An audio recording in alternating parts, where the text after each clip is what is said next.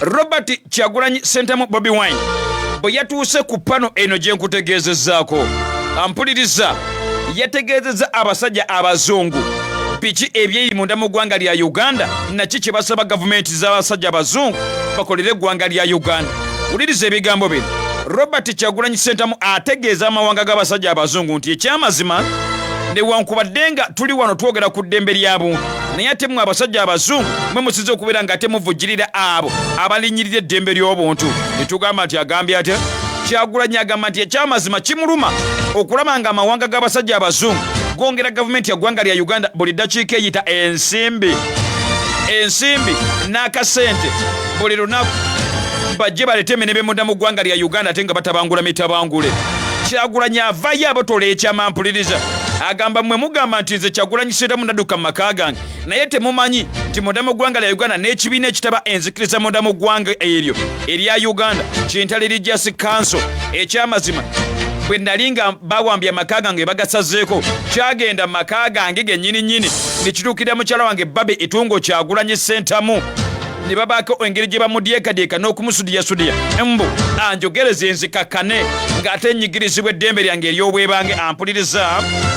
Kyagulanyi Ssentamu yasoose kuwa Kintal Religious Council ekyamazima ebyayo n'agiwa ebimuli byayo ampuliriza te kaakati tunaalwawo tusoke tufune ku bimuli wano eno bibawadde Kintal Religious Council tusoke tubiwulire. Kyagulanyi Ssentamu lulimi Lungereza. The Inter-Religious Council comprises of religious leaders of all the religious sects that come together in what is supposed to be a moral body. They went to my house when I was being looked for, when the son of the president was tweeting every day, giving me 48 hours to show up or you'll find me and kill me, ordering soldiers to look for me everywhere and kill me. Again, my wife and family was under house arrest. They did not have food because nobody was allowed to.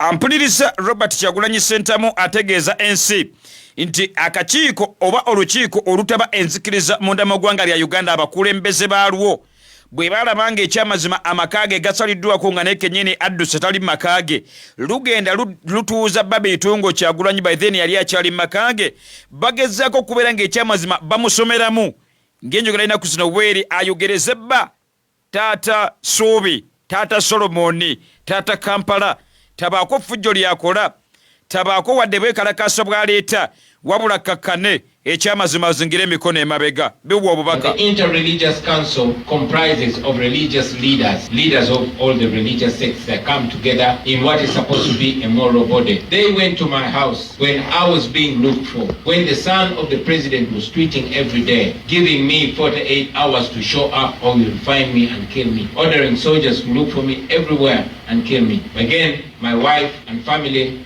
was under house arrest. They did not have food because nobody was allowed to go in my house or come out of my house. But when the Inter-Religious Council went to my house, what they were asking my wife to do, number one, there were two things. First is to warn me not to destabilize the country. And two, asking whether I'm willing to sit down with General Museveni. Ampuliriza Robert Kyagulanyi Ssentamu abotola ekyama ategeeza ensi abangwanga g'abasajja abazungu nti mu kaseera ng'ekyamazima tweets oba posts ku X ezajja n'omuhozi Ken Lugaba zeeyongera buli ddakiika eyita Inter-Religious Council egenda mu maka gange ekyamazima etuuza mukyala wange Babe Etungo Kyagulanyi emuwa ensonga bbiri.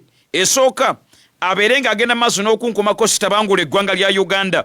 Ensonga ey'okubiri abeere ng'ekyamazima anjogereza mbeere nga nzikakka n'omutima ntule ne mwami Museveni ku mmeezi emu ekyamazima tugende maaso n'okubeera nga twogerezeganya eggwanga libeere nga liri mu mirembe. Kyagulanyi Ssentamu yeewuunya. I've said it many times that we are not disagreeable to dialogue but not transactional dialogue, and also reasserting ourselves that it's only free people that negotiate, and our negotiation should be about a transition and what works for our country, not how much money I want or what position I want as an individual. Now this has also been a big problem to us. We find ourselves in the United States and not in any country in Africa. Why? Because we believe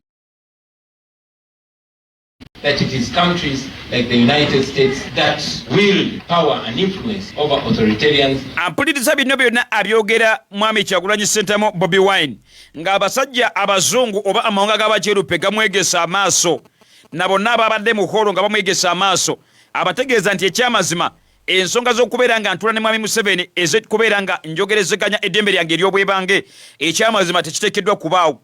Tuzze nga tubeera mu mawanga ga Africa agasinga obungi ekyamazima ng'eddembe ly'obuntu terisibwamu kitiibwa. Robert Kyagulanyi Ssentamu. General Museveni, we are aware that for a long time the United States was giving up to $1 billion annually to Uganda in security cooperation. So I've always been requesting not just the United States but other development partners like the EU and the UK that this aid should be conditioned to values that we all profess: democracy, human rights, and the rule of law.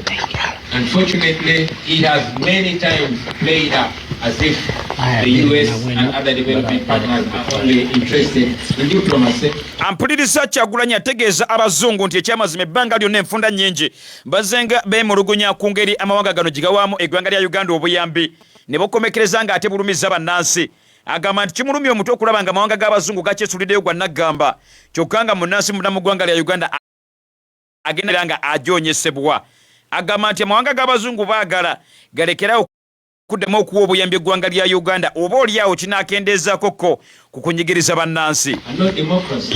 And that we believe that the more we and you friends echo that desire, that is what's going to work. Many times the US seems to be persuaded by security cooperation, but not democracy, not the promotion of human rights, which is very disturbing in our case. Now, ampuliriza Bobi Wine ategeeza ensi nti ekyamazima enfunda nnyingi amawanga g'abazungu gazenga gasikirizibwa ku bintu ng'omuli okuuma emirembe naye nga ekintu bwe kituuka ku ddembe ly'obuntu teri wadde kyogerwako ne demokurasiya. Awo nti bwe kituuka ku ekyo abasajja baggala eriiso erimu tebaagala kumanya kikwatagana ku ddembe lya buntu na demokurasiya. Professor mentioned it in the case of Tanzania, that in Tanzania the citizens look at the government like a parent. I wish we could look at the government like a parent, but for us the government in Uganda is looked at, in fact the president is looked at as a king and we are subject, and the son plays it right because he's not shy to go on social where I cannot wait for Mzee to step aside so I can take my inheritance. Ampuliriza Kyagulanyi agamba tekiri munda mu ggwanga lya Uganda lyokka ne mawanga omuli Tanzania bambi abasajja batindirisu bagenda maaso n'okubeera nga babaliisa akakanja. Agamba nti kyewunyisa munda mu ggwanga lya Uganda nti tulaba nga mutabani w'omukulembeze w'eggwanga lya Uganda tekimukwasa nsonyi okugenda ku kibanja kya X n'atwiti ngoba n'ateekayo obubaka ng'agamba nti ekyamazima tetuyinza kulinda Muzeeyi kuvaawo, tulina okumusikira ng'obudde bukyali. Agambye atya? For clarity, I would request some of you, and I think I'm promoting him, please go and follow Muhoozi Kainerugaba. Ampuliriza Kyagulanyi Ssentamu agamba abazungu nti kakati okumanya ebisingawo mwenna mbategeeza ebigambo bino mugende mumugoberere Gandhi, follow his Twitter account. Mugenda kulaba byateekayo newankubadde mu promotinga waneeno naye kakati mbawadde gabuwa go and follow him. Zikonyesa watana. Ampuliriza Kyagulanyi Ssentamu akyayogerako eri amawanga g'abasajja bakyerupe ekkiriza kati nnyo nkolemu bwe tubeere ng'ekyamazima tukomawo.